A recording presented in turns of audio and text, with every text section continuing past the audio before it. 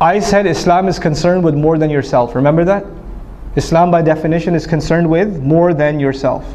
If you say irka'u wasjudu wa'budu rabbakum, that's yourself. Make ruku', make sujood, be in a state of ibadah. But when he says waf'alul khair, do good, good helps who? Others. Now if you really want to be successful, then you have to help others. You have to do good for others. لَعَلَّكُمْ تُفْلِحُونَ, so you can be successful. But and even if you do good for others, it's not for them, it's for who? Yourself. So our voluntary contributions in whatever way, shape or form are actually efforts to help our own selves. Don't ever should I dare look back at a masjid that I gave time to, a program, a convention I helped put together, a check I wrote to the school or whatever, and say I helped them. I only help myself. And the moment I say I help them, it doesn't count for me anymore. I cannot go to Allah and say, Ya Allah, where's the money I gave? Allah will say, you already said it, you helped them. You didn't say you helped yourself.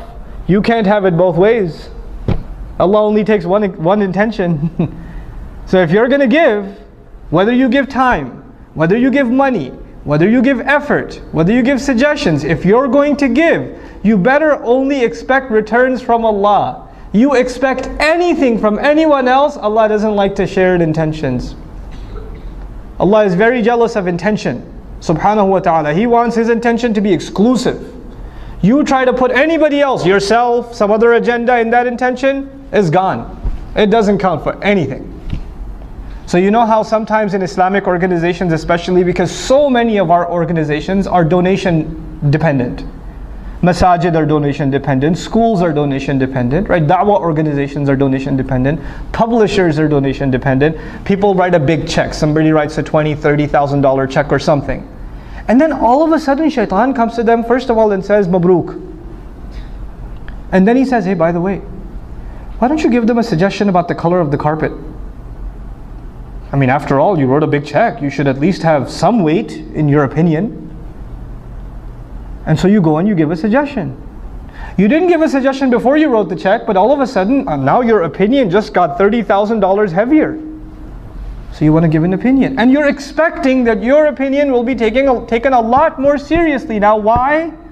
Because you gave some money. Then your intention for giving the money was not Allah anymore. It was just to get your opinion to weigh a little more. That's all you will get out of that sadaqah.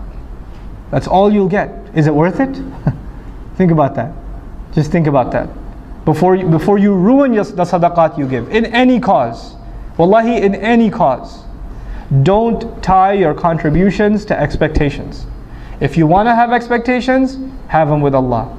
Personally, when I ever write a sadaqah check, I just to remind myself, I just write a little word on top. Ma naqasa malum min sadaqatin. Mal never goes down by giving sadaqah. I remind myself who am I giving sadaqah to and which I'm actually depositing in my akhirah account. So I remind myself the withdrawal is going to happen after I go in the dirt. So I don't expect any withdrawals yet. You try to withdraw now, you won't get anything there. I want to make sure I get that across to all of you, inshallah ta'ala.